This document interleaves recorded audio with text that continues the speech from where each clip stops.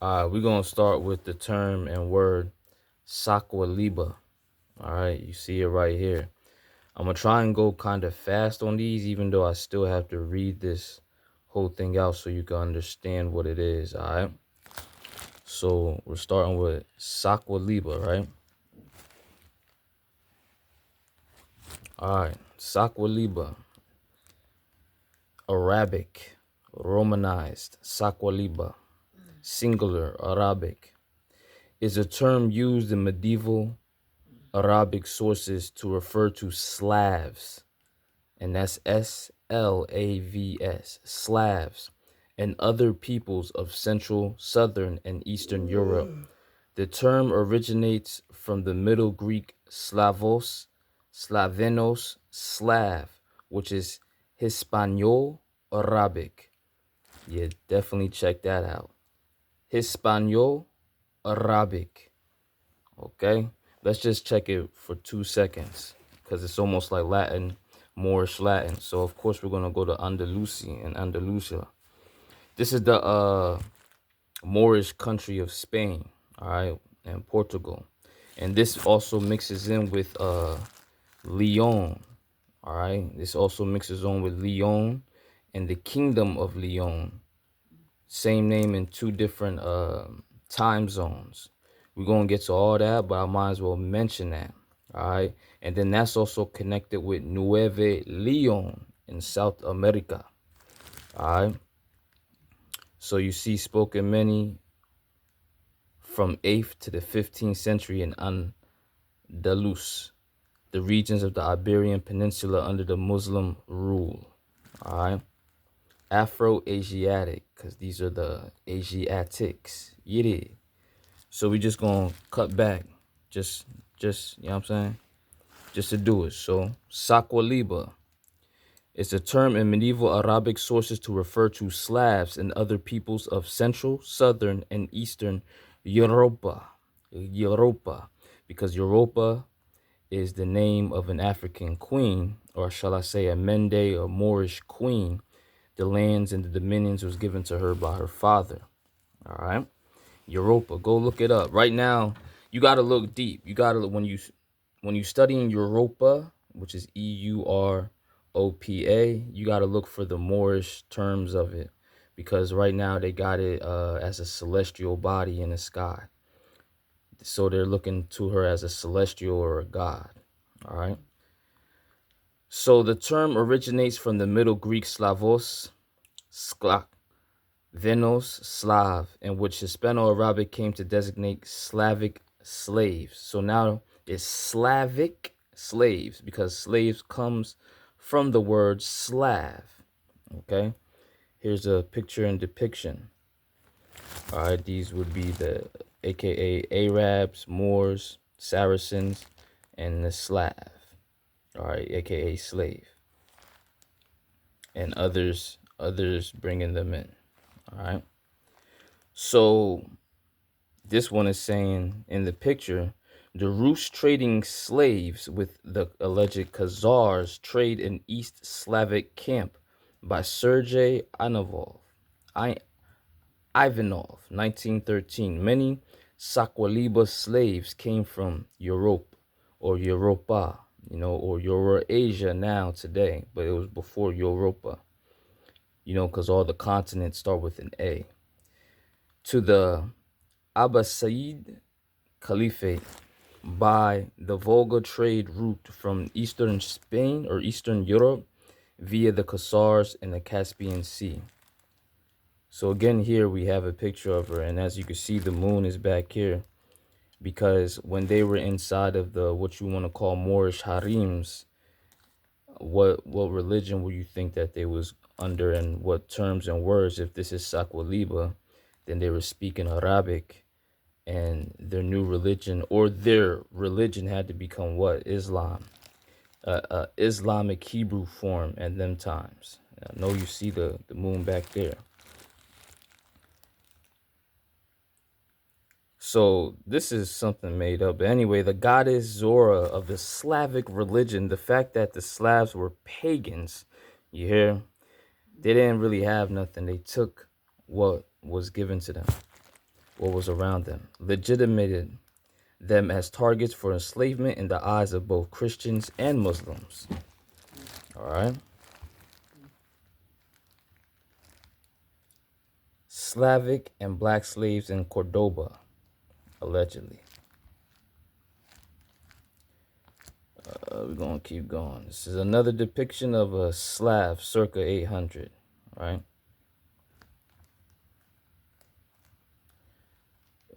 So I'm going to try and go through this a little further. You can see a lot of this right here in here, the Umayyad dynasty, and a lot of that. Check out the Spanish Inquisition.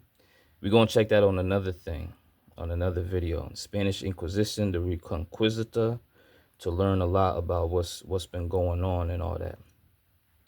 So the word was often used to refer specifically to Slavic slaves, but it could also refer so broadly to various other ethnicities, allegedly, but it's only to them, of Eastern Europa, traded by the Arab traders, which would have been the Moors, as well as all Eurasian or Patagonian slaves in some Muslim regions like Spain and Portugal, including those abducted from the raids on Christian kingdoms of Spain and Portugal. According to Sadar and B. Sizabo, the word Saqualiba meant forest dweller. All right. So now we're going to move from here real quick, right? And then we're going to come to Yaqub.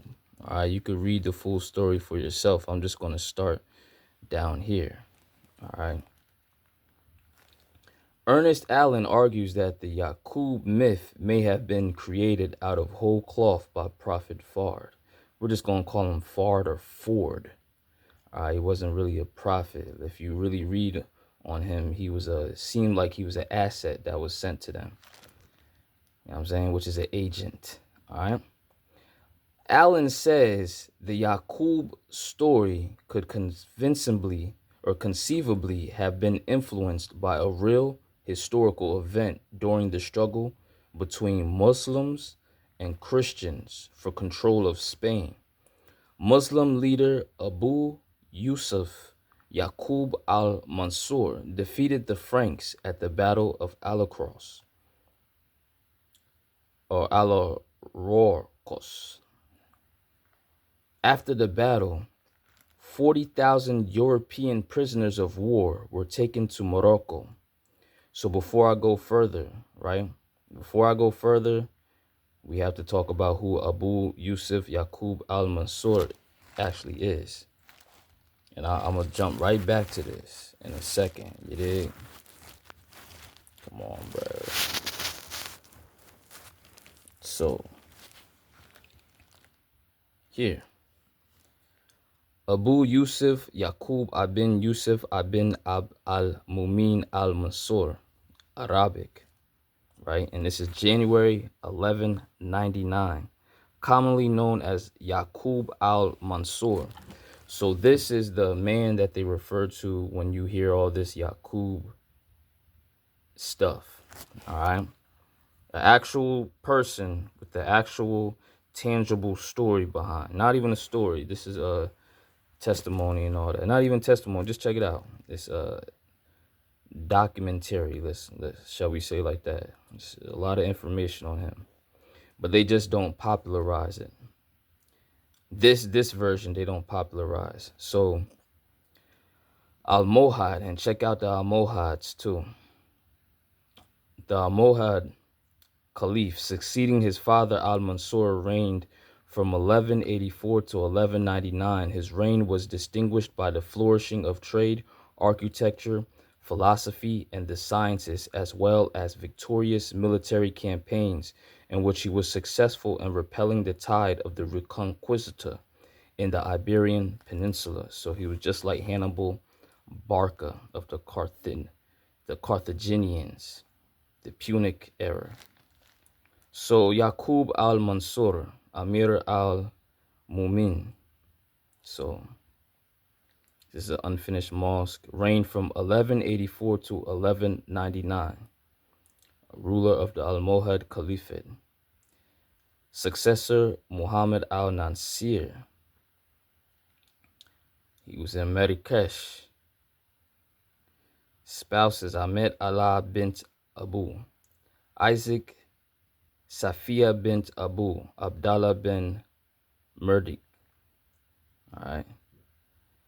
So let's keep going. Dynasty Al-Mohad. Father Abu Yaqub Yusuf. Religion Islam, aka Hebrew. Because you can see it's one and the same. So we're going to go to military actions.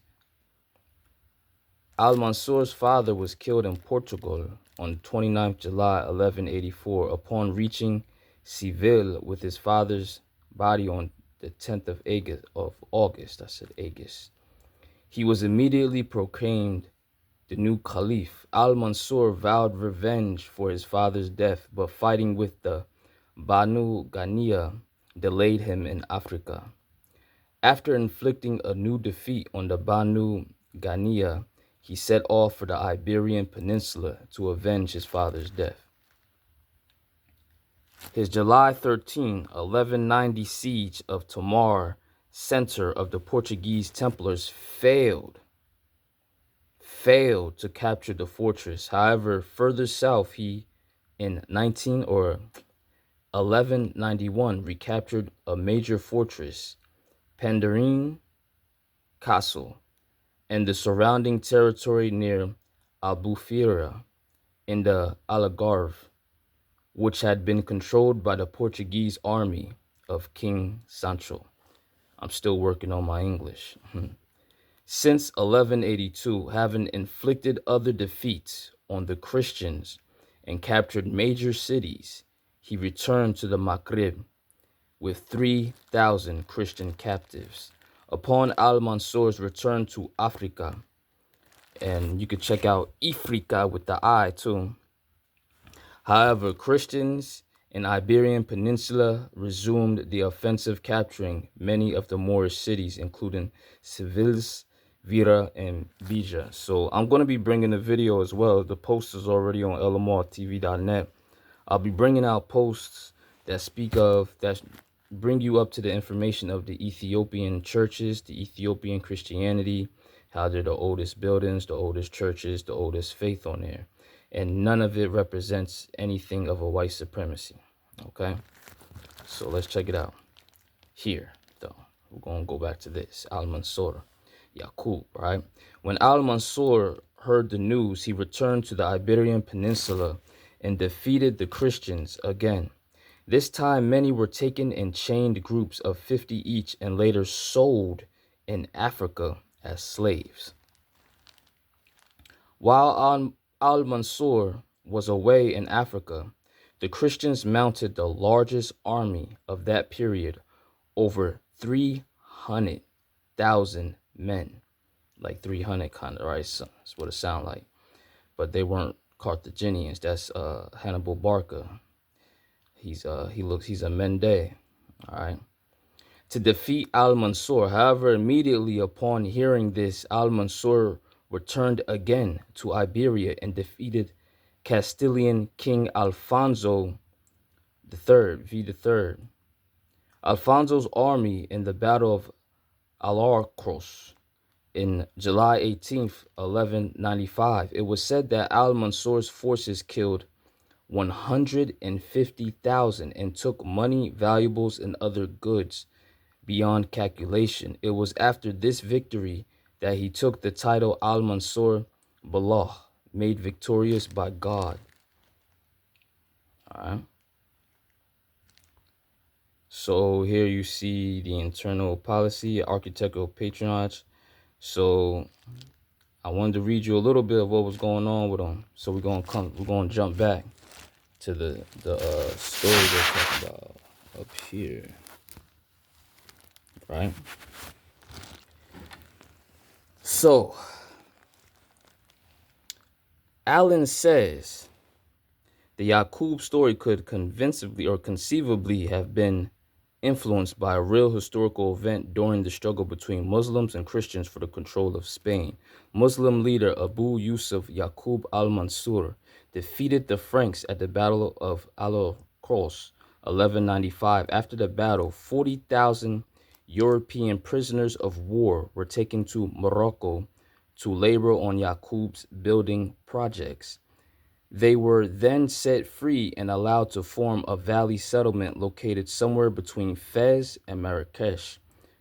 On his bed, we'll say, Yaqub lamented his decisions to allow these Shibanis, we're going to get into that, Shibanis, as they came to be called, to form an enclave on Moroccan soil, thereby posing a potential threat to the stability to the Moorish Empire. So we're going to go, I just want, you see Timothy Drew, aka, well, I ain't going to say his Hajj name. So yeah, Noble Drew Ali down there. So let's come back up to this, right? So Yaqub lamented his decision to allow these Shibanis, as they came to be called, all right? The Shibanis, which are the Slavs, to form an enclave. So let's check out what Shibanis means, right? So when you go to check out Shibanis, you're going to come on the most popular is the actress or I don't know exactly what she is. She's an activist or something. A beautiful woman from India. You know what I'm saying? Where we at? I think I just seen a picture of her quickly that came by. So anyway, when you look it up, yeah, you see here, you try to find where Shabanis, all right? You try to find it. I've been looking, searching. There's not really much on the term, except if you go into old literature, right? There she goes. She's bad. All right. But if we go to just Shabani, right? If we take off the S and just go to Shabani, let's try that real quick, right? I found well, take off the S and add an A. Shabani gorilla. Okay. We find a gorilla. Why are we talking about the gorilla? Let's see. So the only thing we could find was Shabani and a gorilla, right? I'm going to show you how the information works. So let's say, let's come here, right? So if I come here, if I type in gorilla in Wikipedia, I come to this, right? Subspecies. The DNA of gorillas is highly similar to that of humans, from 95 to 99%, right? Gorilla. Classification, we're inside the scientific area, right? Type species, troglodytes, gorilla, troglodytes, troglodytes, right? So from Shabanis to Shabani to troglodytes. They were referred to as Shabanis, which the closest is a gorilla, and then we come to troglodytes. Then you're going to say, well, what is troglodytes, though? So we're going to come to here. Troglodyte, a member of a fabulous, no, bro, or prehistoric race of people that lived in caves, dens, or holes. So now, the same troglodyte, we're talking about people, okay? A person considered to be reclusive, reactionary, or out of date or brutish. Now they're saying, remember, from the gorilla, we got the word troglodyte. But here, this is where they try to confuse it. A non-human ape, or this is where they tell you, a non-human ape, not scientific in use. Then they say an animal that lives underground as an ant or a worm, not in scientific use. Then also we have here, one of any savage race that dwells in caves. Who do you know that dwells in caves? Instead of constructing dwellings, a cave dweller or caveman. Most of the primitive races of man were troglodytes. So most of the primitive races of man were troglodytes. An anthropoid ape as the chimpanzee. Here we have troglodyte, An ancient writing, apparently the best known of the African cave dwellers, were the inhabitants of the troglodyte country.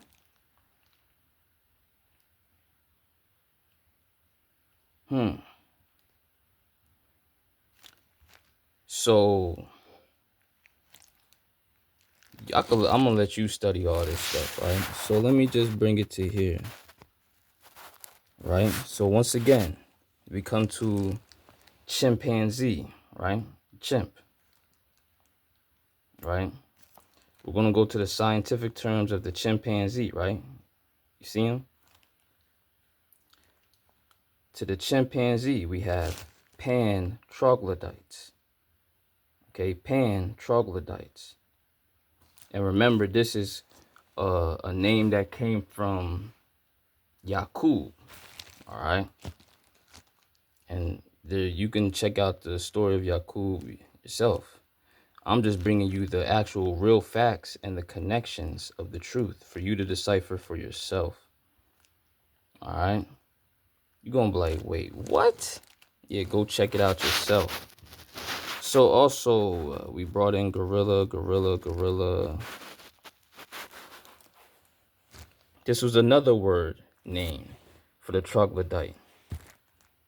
The troglodyte Niger is an outdated term that refers to the common chimpanzee, scientifically known as pan troglodytes. This species is native to the forests and savannas of tropical Africa and is known for its intelligence and social behavior. Right. So we brought it out, right? Oh, did we bring everything out that quick? Yeah. Oh, one thing we didn't do. So we brought out Slav. I'm pretty sure we said the Slav, right? Let me see. Snap.